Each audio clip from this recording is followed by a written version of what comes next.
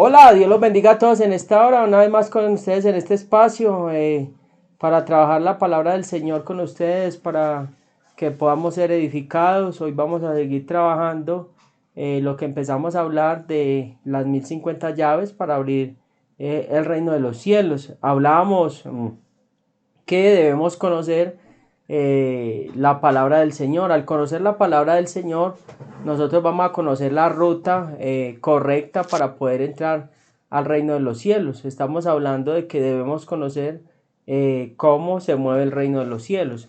Hoy queremos empezar con algo y es, vamos a hablar varios punticos de todo esto porque son 1050 y vamos a ir desarrollando ahí en la descripción del video. Nosotros vamos a tocar unas apartes, pero en la descripción del video, ahí debajo del video, cuando vean este video, van a encontrar ahí citas y la descripción y van a encontrar el grupo el cual estamos trabajando para que el que quiera estudiar y aprender más a fondo, ahí va a poder encontrar todo este material. Entonces, ya hablando de esto, vamos a entrar en materia. Y hoy vamos a entrar con algo que es 3 maneras de pedir. Hay algo muy importante y es, cuando hablamos de pedir, pues estamos hablando de que nosotros, de rogar. Es que pedir significa rogar, demandar a alguien que haga algo de gracia o de justicia. Gracia y justicia, vamos a tener esos dos términos muy claros, gracia y justicia, vamos a tenerlo. Entonces cuando pedimos, la primera parte es pedir y recibir. Entonces nosotros, para pedir y recibir debemos conocer lo que es la gracia. Cuando hablamos de gracia estamos hablando de alguien que nosotros estamos reconociendo que es mayor de nosotros, que es mayor que nosotros, que puede bendecirnos no por lo que somos nosotros, sino por lo que Él es y por lo que Él hizo, porque la gracia es un favor inmerecido, o sea, es algo que está más allá de lo donde nosotros lo podemos alcanzar, y en sus muchas misericordias nos es dado. Entonces, para pedir tenemos que saber algo que correctamente es que Él es más grande que nosotros, porque muchas veces no entramos pidiendo, sino demandando. ¿Qué es demandando? Dándole órdenes, queriendo decir a Dios qué es lo que Él tiene que hacer. Cuando nosotros pedimos, esa petición entra en una evaluación, por decirlo así, en el reino de los cielos. No todo lo que pedimos nos va a ser dado. Tenemos que tener claro esa parte, y que el Padre nos va a dar cosas de acuerdo a su gracia y de acuerdo a su amor, cosas que nos convengan. Entonces ahí vamos a empezar a mirar. Mateo 7:7 dice: pedid y se os dará, buscad y hallaréis, llamad y se os abrirá. Porque todo aquel que pide, recibe, y el que busca, halla, y el que llama, se le abrirá. Mire qué tan tremendo todo esto. Entonces, lo primero es pide y recibirás. Entonces, para pedir debemos saber esto. Debemos saber que hay uno que mayor que nosotros. Dice: pide y se os dará, buscad y hallaréis, llamad y se os abrirá. Entonces, aquí hay otra palabra clave y es llamar, que significa exigir, llamar la atención o hacerse oír. Entonces, la segunda cosa para que nuestra oración sea escuchada es hacernos oír. Todos queremos hacernos oír por el Padre, todos tenemos una petición, todos queremos hacernos oír o llamar la atención del Padre. Ahora, la pregunta es cómo hacernos oír, y la pregunta es cómo nosotros llamar la atención del Padre. Podemos llamar la atención del Padre para que Él nos escuche. Entonces vamos a mirar qué dice Primera de Pedro 3:12. Vamos a mirar Primera de Pedro 3:12. Dice algo muy precioso. 3:12 dice: porque los ojos del Señor están sobre los justos. Oiga, porque los ojos del Señor están sobre los justos, sus oídos atentos a sus oraciones. Wow, tremendo. Aquí hay algo muy tremendo. Porque los ojos del Señor están sobre los ¿qué? Los justos. Ahora, para hacernos oír debemos hacer ¿qué? Debemos caminar en justicia. Mire, porque los ojos del Señor están sobre los justos y sus oídos atentos a sus oraciones. Tremendo. Ahora, nosotros que cada vez que se nos presenta una situación en el familiar, en el empleo, en la iglesia, en el entorno donde nos movamos, en la universidad, en el colegio, cada uno de nosotros nos volvemos jueces. Nos volvemos jueces de situaciones y de cosas. Nos volvemos jueces en la iglesia, en todos nuestros entornos. Entonces nosotros no deberíamos volvernos unos jueces. Nosotros deberíamos tomar una decisión de tener un pensamiento imparcial ante toda decisión, porque somos muy rápidos en enjuiciar, en tomar decisiones, sacar conclusiones de las situaciones. Y entonces cuando nosotros nos volvemos jueces, muchas veces en esa parte de volvernos jueces, lo que traemos es caos, lo que traemos es división, lo que traemos es contienda, lo que traemos es maldición, traemos injusticia, porque estamos hablando de un tema que no conocemos la verdad a totalidad ni a fondo. Entonces ahí es donde nosotros empezamos a caminar en injusticia, porque sacamos conclusiones de lo que no conocemos ni sabemos, y entonces nuestra oración empieza a tener un estorbo, y en la oración no empieza a fluir de la manera que debiera fluir, y como Dios es un Dios de justicia, o sea, Dios es un Dios que todas las raíces las ve, o sea, el único que puede ser juez es Dios, porque Él ve todas las raíces y todos los puntos globales, y sabe verdaderamente cuál es la verdad de cada situación. Nosotros los seres humanos especulamos de la verdad o especulamos de una situación, o sea, sacamos una conclusión creyendo que es una verdad, ¿cierto? ¿Cuántas veces en la mente sacamos una especulación o especulamos de un tema y creemos que estamos correctos, y ahí estamos caminando en injusticia? ¿Cuántas veces decimos una palabra y esto es muy tremendo? Entonces de nosotros se debe apartar ¿qué? El juicio, para que la oración sea escuchada en nosotros. Y mire lo que dice Santiago 5:16, que es tremendísimo y es precioso. Entonces nosotros, para que llamemos la atención del Padre, nosotros debemos bregar a sacar el juicio de nuestras vidas, porque somos muy dados a sacar a tirar juicios a la ligera. Santiago 5:16 dice, mire esto tan precioso, dice, confesad vuestras ofensas unos a otros, orad unos por otros, para que seáis sanados. La oración eficaz del justo puede mucho. La oración eficaz del justo puede mucho.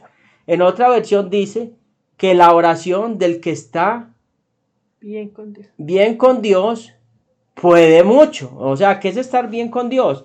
Es caminar en justicia. Es bregar a buscar ese equilibrio, ese balance en nuestras vidas. Y entonces la oración del justo, del que no camina en juicio, puede mucho, es eficaz, o sea, es contundente.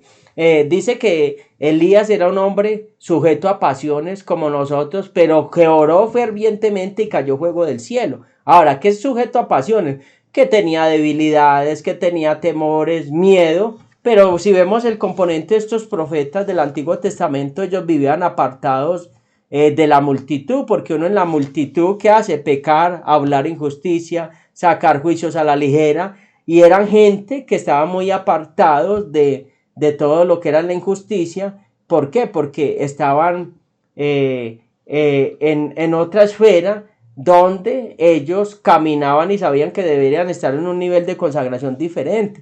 Entonces nosotros como iglesia, nuestra oración va a ser eficaz cuando nosotros aprendamos lo que es justicia, que nosotros aprendamos que es caminar en justicia, cuando nosotros aprendamos a caminar en justicia. Y la justicia dice que la abundancia del corazón habla la boca. Entonces todo lo que hay en nuestro depósito sale por nuestras bocas. Por eso muchas oraciones no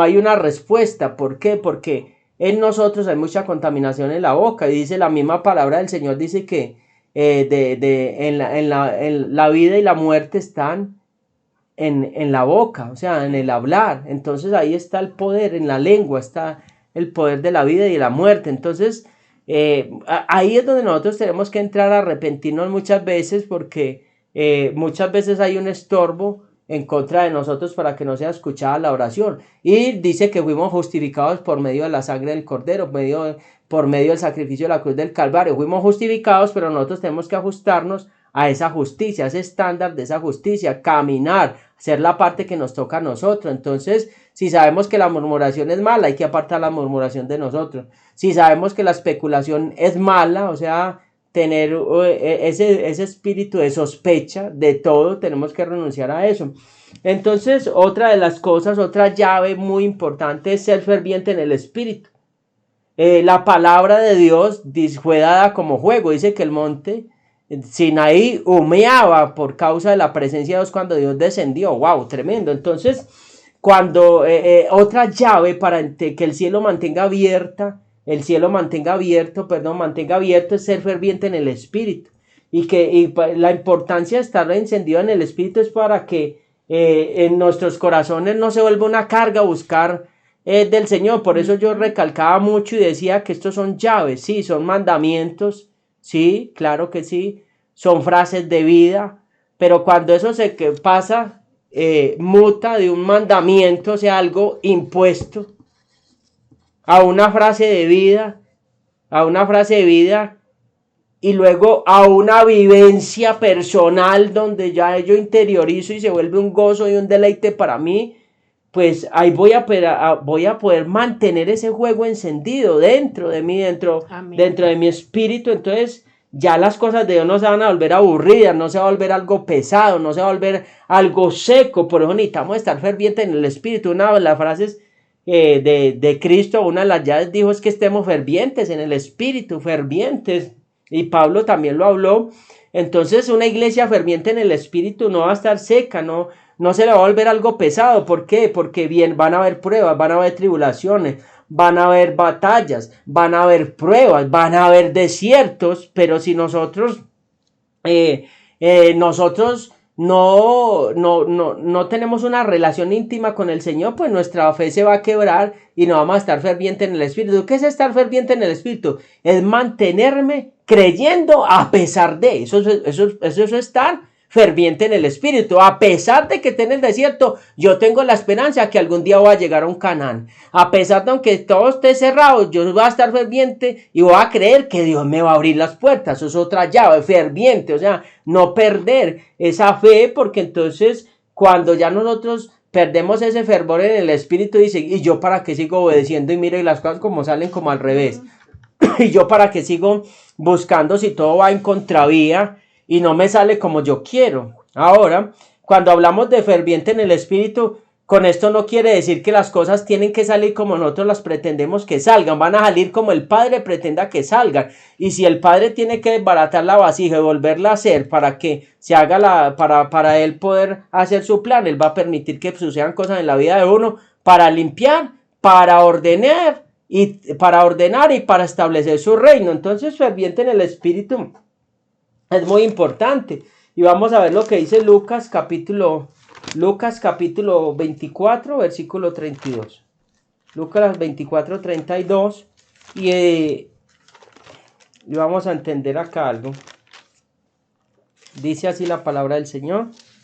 Dice pues que para no leerlo todo, iban por el camino a Emaús, iban los discípulos, iban hablando y Cristo se les aparece, les empezó a hablar y dice, ay sí, por ahí murió como alguien que decían que era el Mesías y toda la cosa, sí, tal cosa, y bueno, iban caminando por el camino y ellos no sabían quién era. Y leámoslo desde el 31, y entonces les fueron abiertos los ojos y le reconocieron, mas él desapareció de su vista, y se decía el uno al otro, ¿no ardía nuestro corazón en nosotros mientras nos hablaba en el camino, cuando nos abría las escrituras? ¡Wow! Tremendo. Dice que ardía el corazón de ellos. Ellos decían, pero ¿por qué nos arde el corazón cuando este hombre habla? Hay algo tan tremendo, hay algo tan poderoso que nos sacude, que nos estremece, porque ellos estaban tristes por todo lo que había pasado y por todo. Y dice, pero cuando se les abrieron los ojos y se les reveló la palabra, dice, pero wow, pero estaba aquí con nosotros, estaba caminando con nosotros y nosotros ni siquiera nos habíamos dado cuenta. Así pasa muchas veces que nosotros creemos que Él no está caminando con nosotros, pero viene esa palabra y dice uno, yo estoy más seco y no siento, y viene esa palabra que como que enciende ese fuego que estaba ahí. Él estaba caminando con nosotros, pero estaba en silencio, porque estar ferviente en el espíritu no es algo emocional, es algo ya muy de una persona, es de una persona madura. Cuando dice ferviente en el espíritu, es de alguien maduro, que las circunstancias no lo mueven, que las circunstancias no le quiebran su fe, sino que sigue hacia adelante. Y Romanos 12:11, mire lo que dice Romanos capítulo 12, versículo 11. Romanos capítulo 12, versículo 11, dice así, 12:11. Dice, en lo que requiere diligencia, no perezosos, fervientes en el espíritu, sirviendo al Señor, gozosos en la esperanza, sufridos en la tribulación, constantes en la oración. Oiga, tremendo eso, lo que dice, en lo cual, ¿qué? Diligentes, ¿qué? Sirviendo, ¿qué? Al Señor, y gozosos en la esperanza, y sufridos en la tribulación. O sea que creyendo siempre, creyendo y diligentes, haciendo lo que tenemos que hacer, que el Señor se encarga de ¿qué? Del resto. Bueno, ya mi esposa y yo ahorita hablo otra cosita. Claro, ¿qué es lo que decía mi esposo ahora al inicio? Estamos hablando de las 1050 llaves o comandos para abrir el cielo. Resulta que al ser 1050, pues buscamos una manera de poderlas enseñar sin que se vuelva muy pesado, porque imagínense enumerándole aquí hasta la 100, luego hasta la 200. Entonces decidimos hacerlo de la siguiente manera. Están reunidos en 69 grupos. Algunos grupos de 2 instrucciones, otros de 100 instrucciones, otros como el de hoy de 74 instrucciones, como el que estamos trabajando el día de hoy, donde este grupo se llama 74 cosas que practicar. Entonces mi esposo ya habló de 2 y voy a hablar de otras, pero entonces lo que él decía ahora es, abajo en la descripción donde usted mira abajo el número de vistas y dice unos punticos y dice ver más, si usted le da ahí clic, ahí se te va a desplegar todo lo que es la descripción de este video. En esa descripción vas a encontrar las 74 cosas que practicar junto con la cita bíblica. ¿Por qué? Porque es imposible pues darte todo esto en este momento sin que se vuelva muy pesado, mientras que como se trata de que seamos estudiosos, pues ya cada uno mirará de acuerdo a su hambre cómo entra y lee, y ahí está la cita y estudia y profundiza. Entonces lo que queremos es darles pautas y que al menos quede el material y que quede conocimiento de que hay 1050 instrucciones en el nuevo pacto. Pero entonces cubrirlas todas acá es imposible. Entonces voy a hablarles de otra, la número 21, que dice, de estas 74, y dice, prepárate para dar una respuesta de la esperanza que hay en ti. La cita bíblica es primera de Pedro, capítulo 3, versículo 15, y dice, sino santificad a Dios el Señor en vuestros corazones. Y estad siempre preparados, escuche, para presentar defensa con mansedumbre y reverencia ante todo el que os demande razón de la esperanza que hay en vosotros. Resulta que nos vamos a encontrar en la vida cristiana personas que nos van a cuestionar o la fe o el estilo de vida, o usted ve por qué inclina la cabeza cuando ora, usted por qué va a la iglesia si le queda tan lejos, para qué lee la Biblia, para qué lee la Biblia si está llena de contradicciones y discrepancias. O sea, a uno le llega toda clase de personajes a querer desestabilizar, otros simplemente con respeto, pero a cuestionar, usted por qué sigue creyendo si no pasa nada, usted sigue igual, no veo no cambio, prospera, no no nada. prospera, yo no veo y vienen y quieren venir a desestabilizar. Entonces vamos a tener claro varias cosas. Primero, ¿dónde está mi esperanza? Porque ahí dice que os demande razón de la esperanza que hay en vosotros. Bueno, ¿y cuál es tu esperanza? Mi esperanza es Cristo, mi esperanza es lo que Él hizo en la cruz del Calvario por mí. Mire, en Colosenses capítulo 1, versículo 27 dice, los creyentes tienen una esperanza que está en el interior y es Cristo en vosotros, la esperanza de gloria. Él es mi esperanza. Él, todo lo que Él hizo y ganó para mí en la cruz del Calvario, ahí está mi esperanza. Y la esperanza no avergüenza, y la esperanza está seguida de la fe, que es seguir contemplando la promesa todo el tiempo hasta que la veamos. Y dice en Hebreos 11 que muchos partieron, cuando habla de los héroes de la fe, muchos partieron y desde lejos siguieron saludando las promesas. O sea, hay algo con lo que mi esposo decía ahora, no todo lo que pidamos nos tiene que ser concedido, pero mientras usted y yo oremos y tengamos una relación con el Padre, este es el fin de la oración, una relación con el Padre. Entonces, porque nosotros le pidamos a Dios algo, Él no está obligado a dárnoslo, pero lo que sí está garantizado es que hay una relación, hay una cercanía entre el papá y el hijo. Ese es el fin de la oración. Entonces, cuando dice la palabra en primera de Timoteo capítulo 1 versículo 1 dice, tenemos una esperanza que está centrada en la persona de Cristo que mora en nosotros. Entonces, ¿cuál es la diferencia entre una persona que tiene a Cristo y otra que no lo tiene? Que ellos no tienen esperanza. Nosotros sí tenemos Amén. una esperanza, o sea, los problemas van a acontecer al creyente y al no creyente, pero hay una diferencia cuando yo tengo una esperanza y unas promesas, ahí está el Espíritu de Dios dándome fuerzas, sosteniéndome, dándome paz, sí que hay una diferencia, vivir la vida con Cristo que sin Cristo. Ahora, ¿cuál debe ser la actitud cuando alguien nos demande explicación de esa esperanza? Tenemos que hacerlo con la actitud correcta. Y la actitud correcta es con mansedumbre, con reverencia y sabiendo que tenemos que darle cuentas a Dios en este sentido, que no, cuando alguien te confronte o venga a venir a cuestionar la esperanza que hay en ti, nosotros tenemos que entender algo y es que nosotros no estamos ahí ganando una disputa personal, ni mucho menos. Más bien estamos tratando de persuadir a alguien y ganar un alma.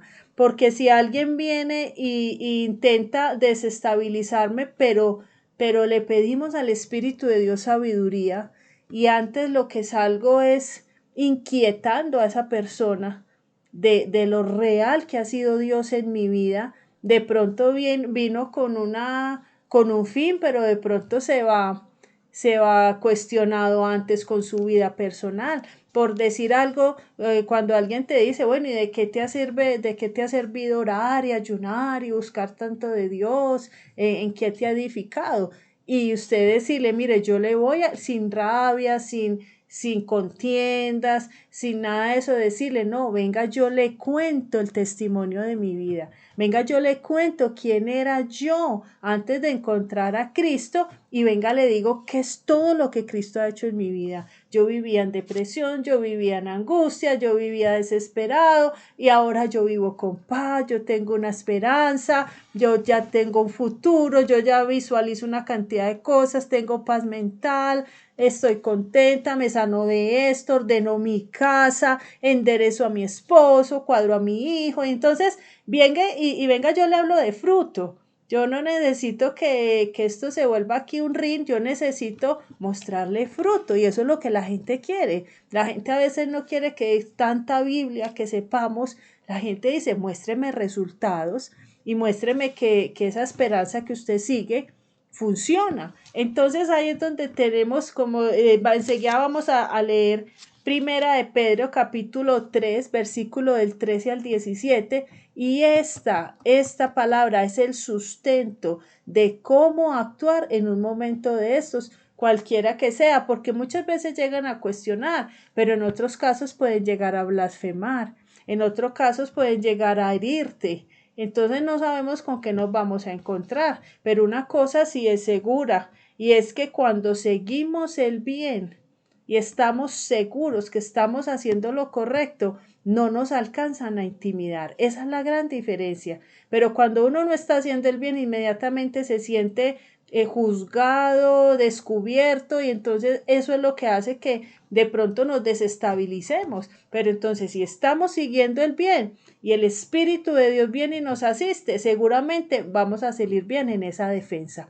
Mire lo que dice el versículo 13, ¿y quién es aquel que os podrá hacer daño si vosotros seguís el bien? Yo tengo paz con Dios, ¿qué me voy a dejar desubicar? Más también, si alguna cosa padecéis por causa de la justicia, bienaventurados sois. O sea, si hay que vivir vituperio, persecución, burla, pues por causa de la justicia, no por causa de que yo esté haciendo lo malo. Por tanto, no os amedrentéis por temor a ellos, ni os conturbéis, sino santificad a Dios, el Señor, en vuestros corazones, y estad siempre preparados para presentar defensa con mansedumbre y reverencia ante todo aquel que os demande razón de la esperanza que hay en vosotros, teniendo buena conciencia, para que en lo que murmuran de vosotros como malhechores, o sea, si ya hay lugar a una blasfemia, como malhechores, sean avergonzados los que calumnian vuestra conducta en Cristo, porque mejor es que padezcáis haciendo el bien, si la voluntad de Dios así lo quiere, que haciendo el mal. Entonces, algo claro es, yo creo que estoy haciendo las cosas bien o trato de hacerlas lo mejor que pueda, no me dejo intimidar, contesto con mansedumbre, y si aún así algo tengo que vivir, pues me voy a sentir bienaventurado porque estoy haciendo lo correcto.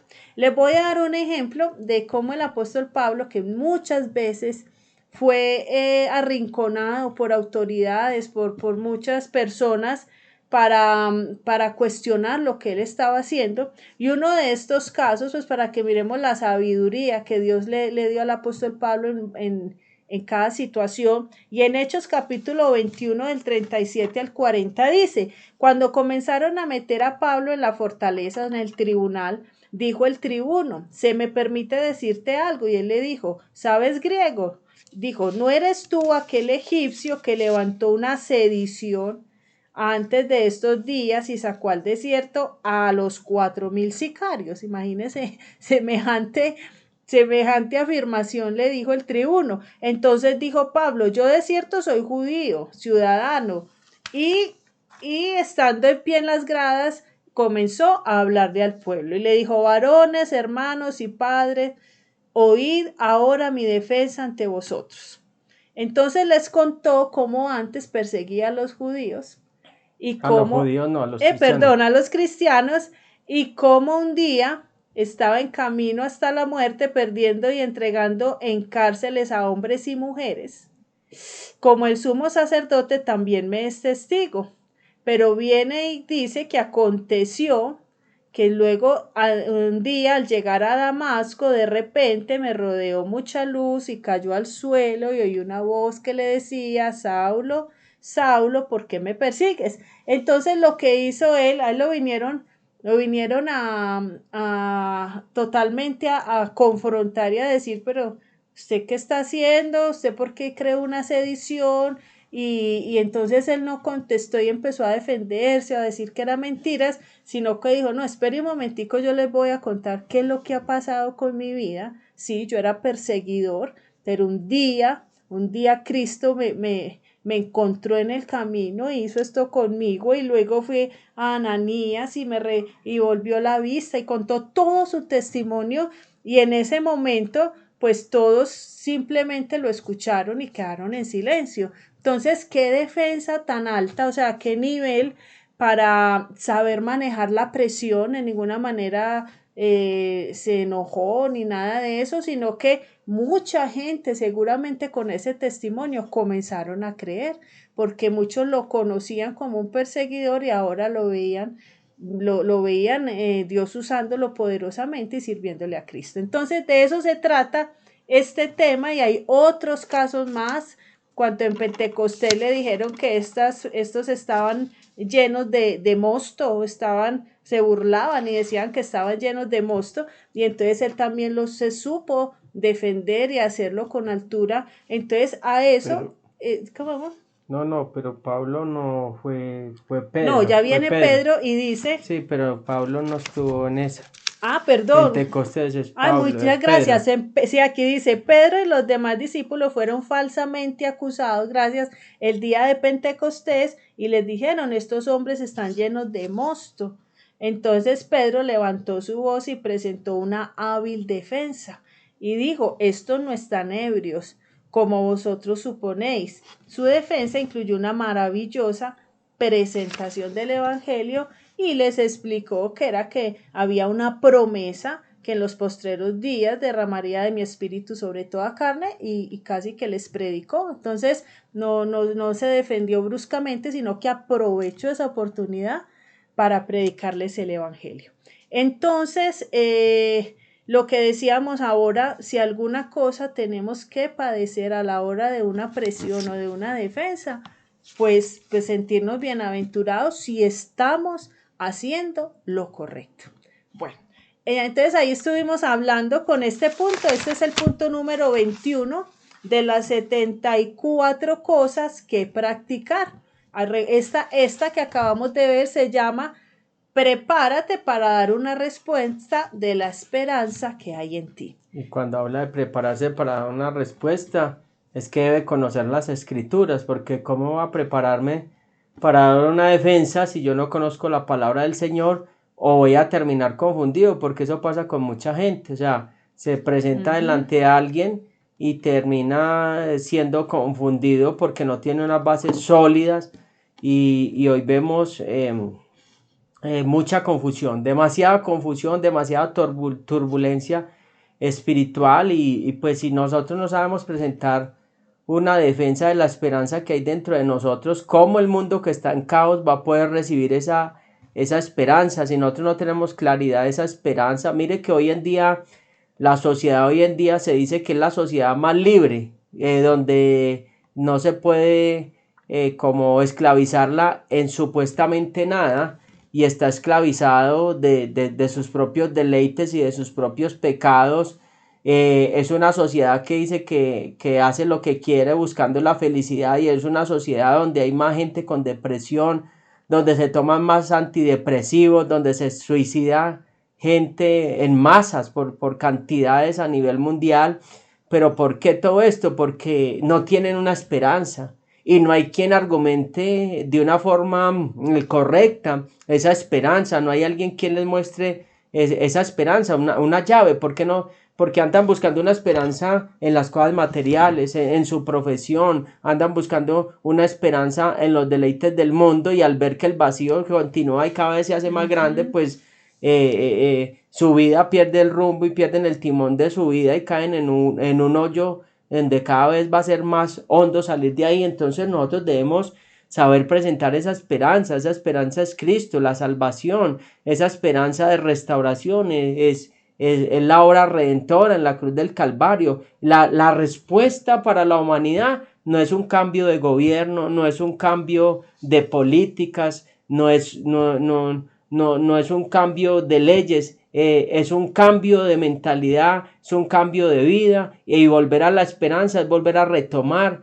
el camino, la senda antigua, y volver a retomar todos los principios eternos para poder volver a conectarnos con el eterno, y nosotros poder volver a darle como sentido a esta vida que hay veces no tiene sentido porque es una rutina. Cuando hablamos de esa esperanza, es salir de la rutina, salir de todos esos parámetros que nos ahogan, porque las rutinas se vuelven ahogantes, secan y acorralan, y van matando la vida del ser humano. Así es. Entonces vimos el punto 21 de estos 74, ahora vamos a hablar el punto 69, pues le doy el número para que cuando vaya a la descripción lo encuentre.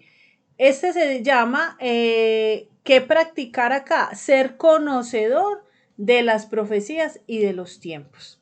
En 2 de Pedro capítulo 3, versículo 3 dice, sabiendo primero esto, que en los postreros días vendrán burladores, andando según sus propias concupiscencias y diciendo, ¿dónde está la promesa de su advenimiento?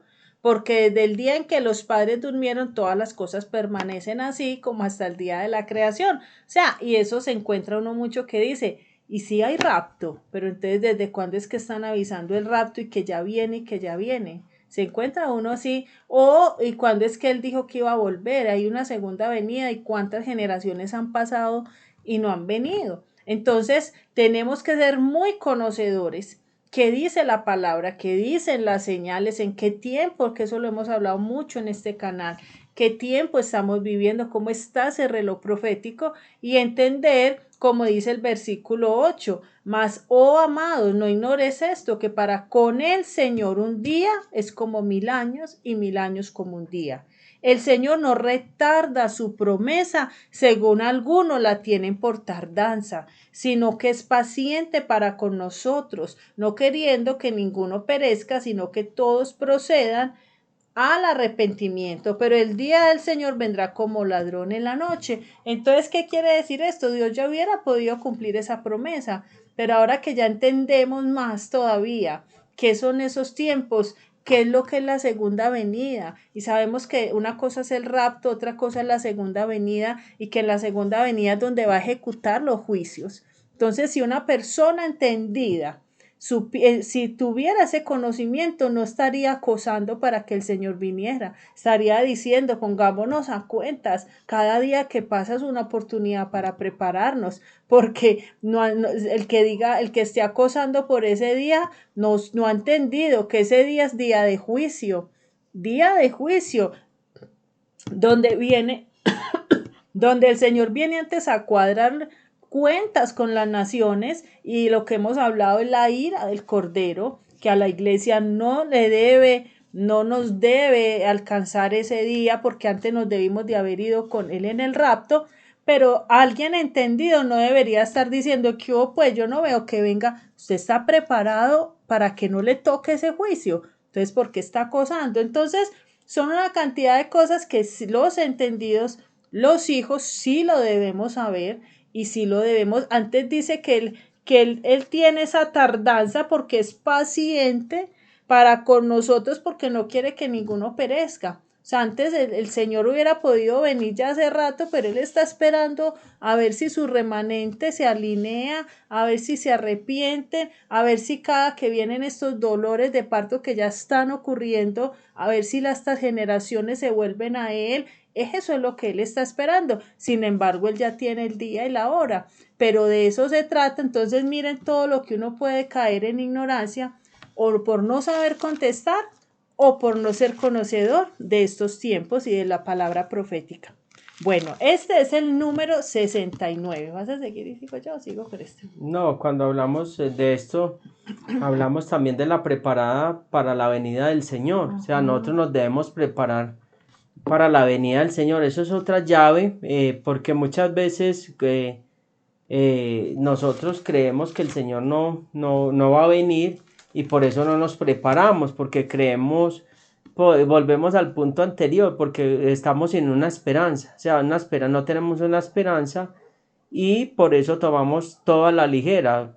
Pero el día y la hora, eso está en Mateo 24:36, pero el día y la hora nadie sabe, ni aun los ángeles del cielo, ni solo, sino solo mi Padre.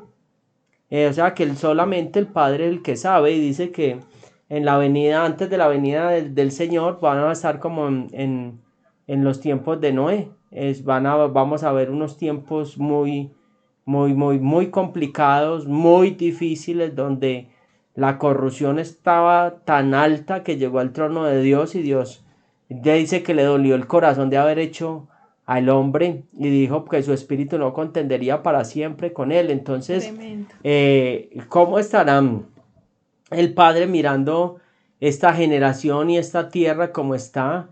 El día y la hora no la sabemos, pero hay una serie que hicimos, los 7 escalones del creyente. Ahí hablamos de las 7 estaciones por donde debe pasar el creyente. Ahí explicamos y empezamos a conocer los tiempos proféticos y sabemos que Cristo va a venir en un tiempo de trompetas. Cuando dice que las trompetas sonarán, entonces proféticamente sabemos que es una fiesta de trompetas o en trompetas. El Señor va a venir, no se sabe el día ni el año, pero el Padre sí sabe. Entonces, cuando nosotros conocemos esos tiempos proféticos, porque se nos enseñó que el día y la hora nadie lo sabe, entonces, ¿cómo nos vamos a preparar para la venida del Señor? ¿Para qué prepararse uno para algo que no sabe? ¿Para qué prepararse uno para algo que está como en el aire y como que ni se sabe que nunca va a pasar, o es una especulación? Por eso por eso estamos dando estas llaves, al conocer llaves proféticas y al conocer tiempos, pues nosotros nos vamos a ir preparando como las vírgenes sensatas que van a ir llenando la lámpara de aceite, se va a ir llenando de la presencia, se va a ir llenando nuestro depósito, vamos a irnos preparando y saber que la venida del Señor está muy cerca, demasiado cerca, sabiendo todos estos tiempos proféticos. Lo hemos hablado mucho y lo hemos reiterado mucho. Entonces, para no entrar a redundar en estos temas, pero ahí en el canal hay mucho sobre esto, de los últimos tiempos y todo lo que se está moviendo a nuestro alrededor. Entonces son unos tiempos donde nos debemos santificar, buscar y estar muy de la mano del Señor, llenos de ese aceite, para que nuestras lámparas estén llenas de aceite, para cuando vengan las tinieblas sobre las naciones, sobre nosotros sea vista la gloria de Dios, porque la lámpara, el aceite, la presencia es la que nos va a garantizar estar bendecidos, amén, estar protegidos, estar llenos, ser un punto de referencia, ser una luz en medio de todo este caos y de todas estas tinieblas. Wow, tremendo, tenemos al Espíritu de Dios. Entonces ahí es donde nosotros tenemos que tener esa preparación, estarnos llenando. Yo creo que más que nunca llenarnos y llenarnos espiritualmente, porque los tiempos están muy, muy tremendos. Por eso muy bueno, le recuerdo que en la parte de abajo en la descripción vas a encontrar de este segmento de hoy que estamos trabajando 74 cosas que practicar. Puedes ir y leer y aprender lo que dice mi esposo. Tenemos que aprender palabra para poder saber, para poder dar al blanco, ¿cierto? Cada que acertamos una instrucción, pues vamos a dar más en el blanco. Hay otras que dice, cosas que practicar, sé de buen ánimo. Otra, sea discreta, casta y cuidadosa. Otra, estar en paz entre nosotros con los demás y con nosotros mismos. Otra cosa que practicar, sé paciente con todas las personas. Otra, no seas partícipe del pecado. Y ahí las van a leer. Qué bueno que se tome el tiempo de leerlas. Vamos a aprender otra, la 67 de estas 74, que dice, sé sobrio. Sé sobrio. En Primera de Pedro, capítulo 5, versículo 8, habla de qué es ser sobrio. Y vamos a definir qué es ser sobrio. Dice, templado, moderado, que carece de adornos superfluos. ¿Qué es algo superfluo? Algo que no se necesita, algo que no cumple ni desempeña una función, cosas vanas, cosas que no edifican, cosas que no suman. Esas son cosas superfluas. Una persona sobria carece de cosas superfluas, no las necesita. Es una persona que no está embriagado, sino que está en sus 5 sentidos. Por eso una persona sobria vive una vida sin excesos. Es alguien que tiene seriedad y autodominio y vive vigilante y despiertos. Mire todo lo que es la palabra sobrio. Y una de las instrucciones que nos da en el nuevo pacto que el Padre nos da sobre la sobriedad, no es solo esta instrucción, está en varias. Mire, por acá también nos dice, sé sobrio y espera. Está en Primera de Pedro, capítulo 1, versículo 13. Otra, sé sobrio y ora. Primera de Pedro, capítulo 4, versículo 7, y esta que es primera de Pedro, capítulo 5, versículo 8. Entonces, tiene que ser sobrio es muy importante para tener un buen juicio. Una persona sobria no tiene tanto adorno, no busca los adornos, es sencilla, no lleva demasiadas cosas encima, es ligera de cosas, vive la vida muy, muy, muy liviana. Entonces, una persona, como diría uno, estructurada, y es una persona que siempre va a estar, como se dice acá, con autodominio, dominio propio, y difícilmente se va a dejar desestabilizar. Una persona equilibrada. Entonces, la palabra en varias partes nos dicen que seamos sobrios. Entonces, de eso se trataba. No quisiéramos darles todas las 74, pero se vuelve de pronto pesado también para el que escucha, pero les puedo leer otras mientras tanto, o dejamos así, como digas. No, dejemos ahí ya. Sí, Bueno, porque ya está demasiado largo, pero qué bueno que seamos juiciosos y leamos allá en la parte de abajo en descripción. bueno, Dios los bendiga a todos, la sangre de Cristo los cubra y una vez más fue muy importante estar con ustedes y que el Dios Todopoderoso nos ayude y nos bendiga. La sangre de Cristo los cubra. Dios los bendiga.